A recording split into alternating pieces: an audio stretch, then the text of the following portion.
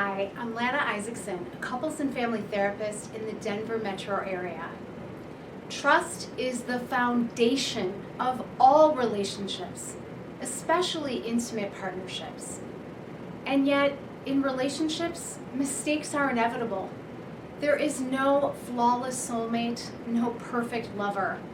We're all going to experience some level of trust issues, in part because we're human. Also, in larger part, because very few couples know the science of trust. I'm excited to share with you, literally, The Science of Trust by author John Gottman, an expert in relationships and in trust. I will also be sharing with you some other resources by attachment theorists, including Sue Johnson, on how you can build and rebuild trust in your relationships. This presentation is divided into 3 sections. The first is how is trust or mistrust formed in childhood, and how is trust built in your adult relationships. The second part is what causes mistrust or betrayal. And the third, how to rebuild trust and heal if trust has been shattered. This will be an experiential presentation, so please grab some paper and a pen so you can do the exercises along with me. And I'm going to begin with an exercise called the trust cycle.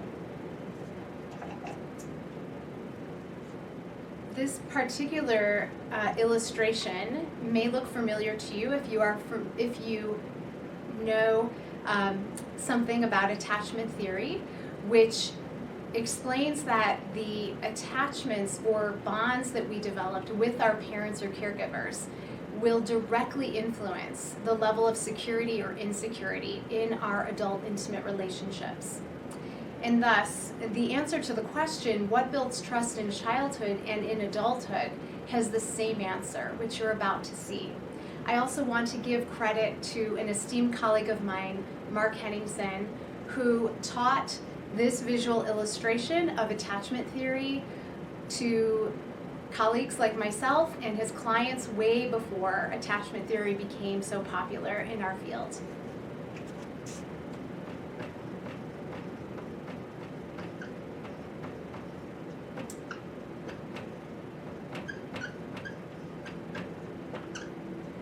The first step, and there are just 4 in this cycle, is needs. As we're born into this world, we come out screaming, crying, and expecting that someone is going to respond to us.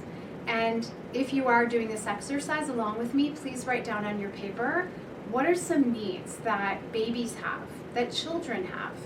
And if you want to also start thinking about what adults have, because from cradle to grave, we all have needs. That's normal. And in some families, it's considered normal and encouraged to express how you're feeling and what your needs are. And in other families, children get a very different message that it's not okay beyond maybe baby years to express any needs you have. In my family, I think about my 8-year-old son, and he knows that he can call out for help anytime. And in general, we'll be there. And other times, obviously, we want to really encourage him to be independent and believe in himself. And yet, we want our child to grow up in a family where he knows it's safe to express his feelings. And similar to my marriage, where my spouse and I can also express our needs to one another. Examples of these, my 8-year-old might call out in the middle of the night if he's had a nightmare and wants some comfort. Another need might be if he's working on his computer and needs some help with his homework, that he expects we're going to be there for him. And I'll kind of show you through this process of how that expectation is formed, or lack of expectation that a parent will respond, how that occurs. So after you write down some needs that babies have, the next step is parenting behaviors.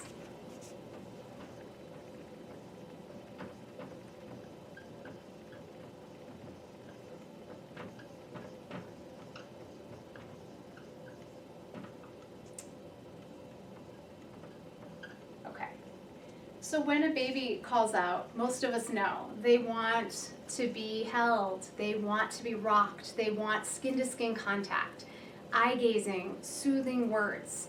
They might want their physical needs to be taken care of as well, to be clothed, their diaper changed, to be fed, to be out in the fresh air, whatever the baby wants.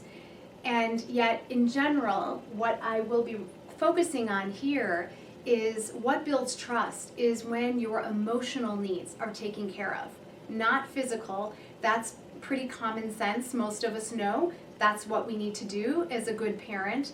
It's taking care of our child's emotional needs is not something that all parents have been, I want to say, raised to realize is as important.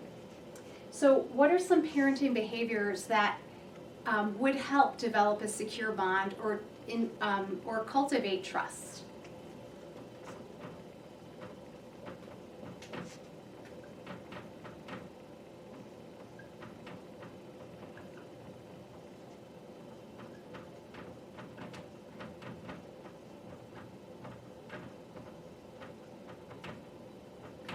Okay. So the first two I'll mention are when a baby or child or adult cries out to get a response from their loved one. Being prompt and being consistent will cultivate trust. This second one, appropriate, is not always that clear. So I'll give an example.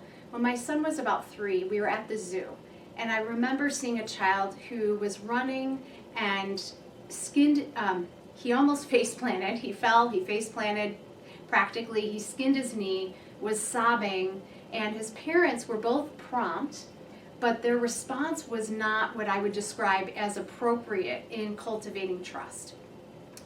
So on a spectrum, we're aiming at something in the middle. Where they was on one end of the spectrum of behaviors that were an under response.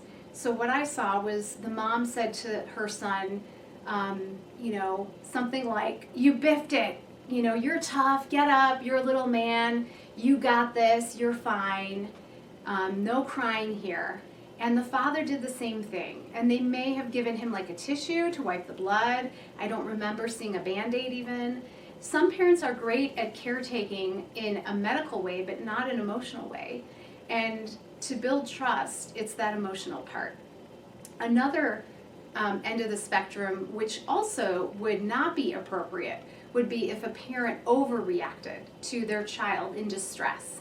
And if their child cried out, in that case with the hurt knee, and the parent got hysterical, maybe yelled, screamed, or got angry, "Why were you so careless? Those are your new pants," or something, that child is also going to learn it's not safe. I can't trust my parent.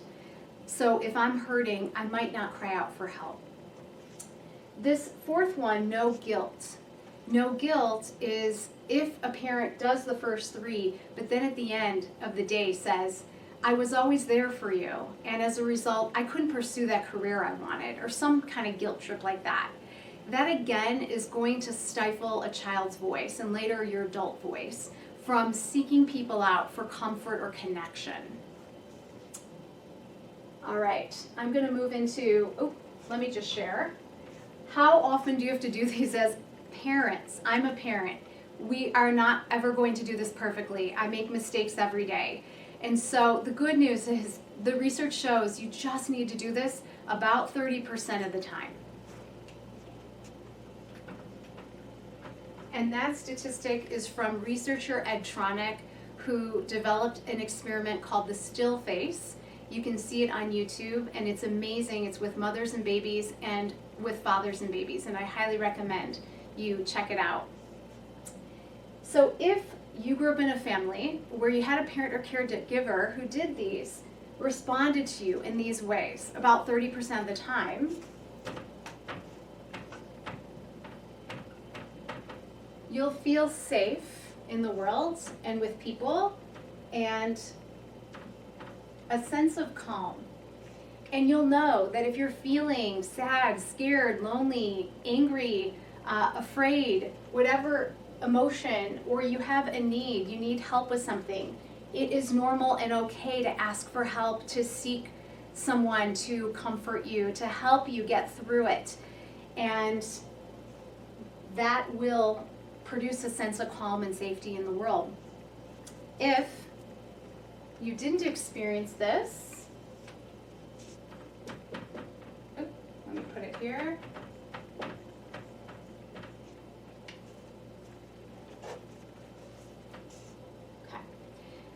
You're likely to continue feeling distress and not safe, not calm. And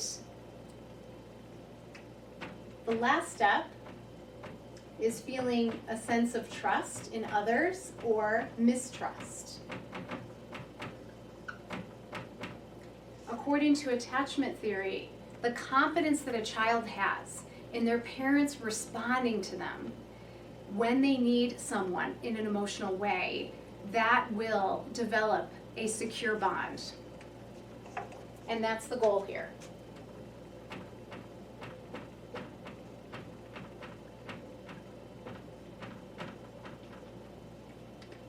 If you did not experience this,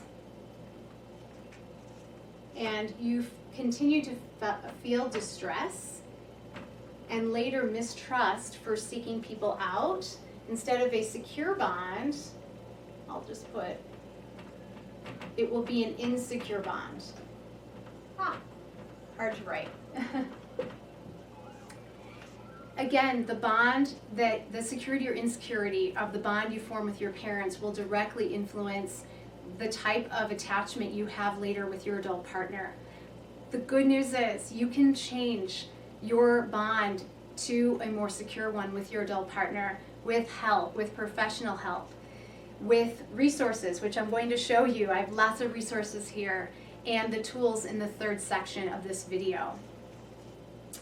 All right, I'm going to show you one more section on here. So if this was your experience, distress and mistrust, I just drew a red box. You're more susceptible to seek out what's called counterfeit attachments. And those are other ways that can provide comfort, calm, and soothing without having to go to a parent. It might be food.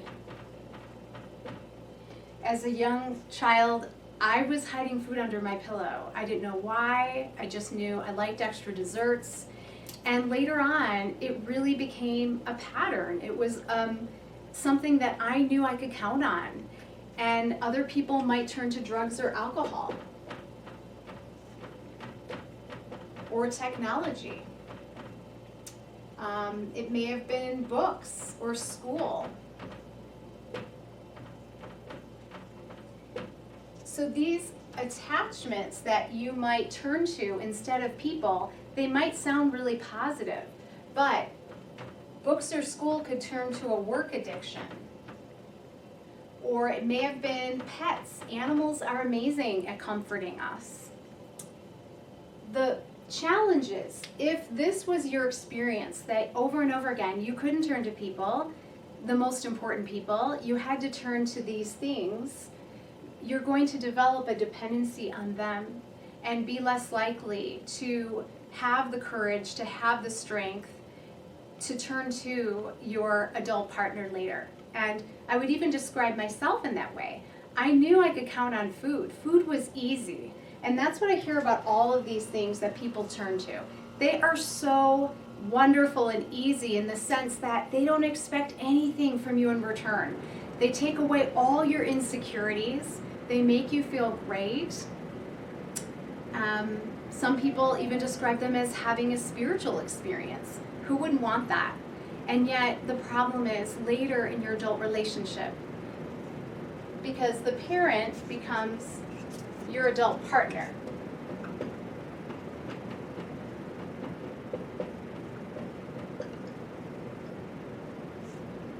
Instead of having, we all are going to continue to have needs from cradle to grave, but instead of turning to your adult partner, you're going to turn here.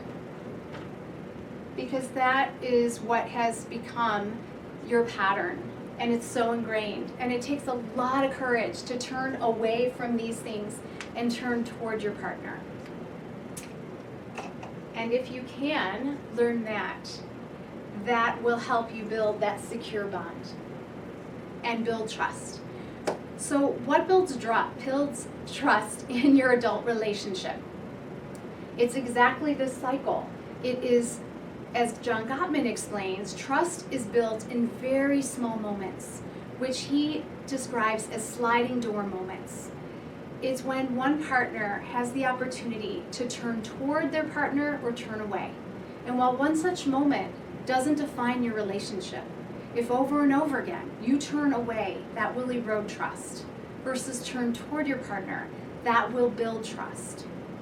And this requires that you can read some of their nonverbal body language and also know how to respond to them, which I will talk about in just a little bit. What is betrayal? Betrayal, again, I'll describe it according to Gottman, is any action or inaction that violates the contract of a committed relationship. It's very different than trust. I'm going to share with you quickly 3 levels of trust that Gottman describes that you can write down on your paper what level you and your partner want to reach. The first level he calls trust is a feeling of safety and security, which allows for vulnerability and openness. Shown through actions, partners have each other's backs, and they care about their partner's best interests equally with their own. That's the first level. The second level is trustworthiness, a partner's willingness to sacrifice for their relationship. And the third level he calls commitment, and it's a belief that a partner will say to themselves, my partner is my journey. I have chosen my partner. I cherish my partner. No one can hold a candle to them. Both partners are 100% in, and partners compare their relationship favorably to others. The way that Gottman explains the betrayal process and why he even says betrayal and mistrust are 2 different things. Betrayal is actually so much more corrosive. It's not just turning away from your partner, it's also telling yourself, I don't need that crap. I can do better. I probably have a line of partners out the door who would love to be in a relationship with me. My partner is so high maintenance and difficult and doesn't see all of my wonderful qualities. It's trashing your partner instead of cherishing your partner. Betrayal also tends to have an occurrence of what's called an opposite of windows and walls. And when windows and walls, according to Shirley Glass, the author who coined the term, get reversed, that is what happens right before betrayal. So in healthy relationships, you have a window between you and your partner where you can see inside each other's soul. And on the outside of your partner and the world, you could say there are some healthy boundaries that allow you and your partner to have some privacy. When there's a reversal of windows and walls, that window between you and your partner becomes a wall, because one or both of you feel so lonely, so hurt, so invisible, that it makes sense that you're going to seek outside your relationship other people to meet your needs.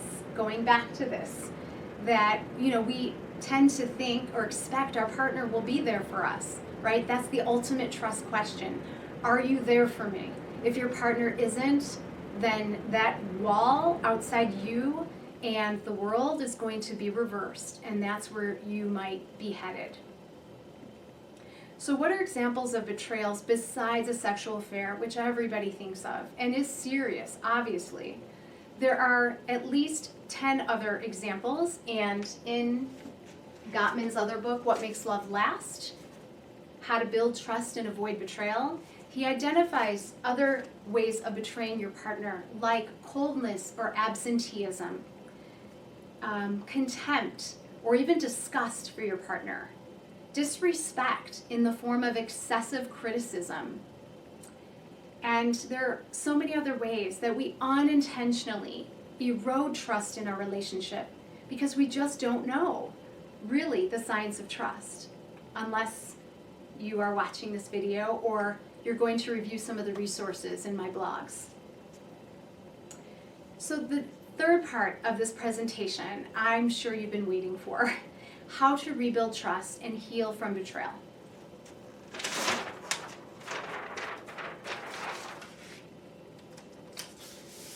Okay. I'm going to share just 5 tools with you, and there are so many more. So the first is this overall process of atone, attune, and attach. Those are the 3 steps in Gottman's model for healing from a betrayal. And the atone step, I would begin with listening to your partner's pain and acknowledging your partner in a non-defensive way, and absolutely not pointing out anybody else who was at fault. That is not going to win back trust. Just completely acknowledge your part. So phrases that I guide or coach my clients to say, or take out, I should say. First, what to take out. I'd say take out I did that because I was drunk. I did that because I was hurt or lonely. The first step is to, if you know you have hurt your partner based on what your partner said to you, completely acknowledge it, express genuine remorse, and ideally, not only with your words, but with your facial expression. Mirror your partner's emotions. If you can do that and cry like your partner, that will finally allow them to let go of the hurt because they know you get it on the deepest level, and that will cultivate trust. The second step, or second tool, these aren't steps, sorry, attune. That was how Gottman explained that is the turning toward your partner in the 2 ways of first being able to read their nonverbal body language, and the second, how to respond effectively to your partner. If you don't feel that you're that skilled in reading facial expressions and body language, in my blog on trust, I have lots of suggestions for you for how you can strengthen that skill. I also have an exercise with, I know you can't see it from there, but just fold a piece of paper in half, and on one side, write down the 7 universal emotions identified by Paul Ekman, and on the other side, write down how do you think your partner would want you to respond if your partner was scared, sad, lonely, angry. And then share it with your partner, and if you're up for it, even role play it out and have some fun. Third is the genuine forgiveness process. This is from Janice Abrams Spring's phenomenal book. And if your relationship is on thin ice, maybe your partner has already filed for divorce, kicked you out of the house, and you need to go to whatever lengths to be able to heal the wounds in your relationship, this is your guidebook. It's down to earth, and it's also really powerful, profound work. And you can do this process by yourselves or with a professional. Fourth is a plan of action. This is in another Abrams Spring book called After the Affair, where she recommends that the partner who has been hurt writes a list of how their partner can earn back their trust. And this is so helpful, really, for both partners in any relationship, to be able to express your deepest longings, what you really need in your relationship is going to not only build trust, but build intimacy. And co-regulation, the 5th tool. This really circles back to, I think, the beginning of our presentation on how trust is built in childhood. That it's not just about the words that is going to win back trust. In general, actions speak louder. We all know that. Co-regulation is regulating your partner's nervous system. And it's really about the body and the heart. And this might involve holding your partner, stroking their hair, looking them in the eyes. It might involve some words like, I'm here for you, I am on your side. But I would say even more so, it's really about the touch and the body language and the look on your face, and showing your partner through your actions that you're there for them, and letting them feel and see that you really know how to emotionally respond to them. In closing, my hope for you is that if you are experiencing some huge betrayal in your relationship or profound mistrust, that you will be open to doing and willing to do this repair work. It's not the mistake that ends a marriage or relationship. All of the research and my experience shows it's about the repair. 99% of the time, I want to say. If you are really willing to do this work, on the one side, there's that hurt and betrayal and crisis, but on the other, an opportunity for growth and self-discovery, and possibly a level of intimacy that you never even have imagined is possible. I wish you all the best in your relationship.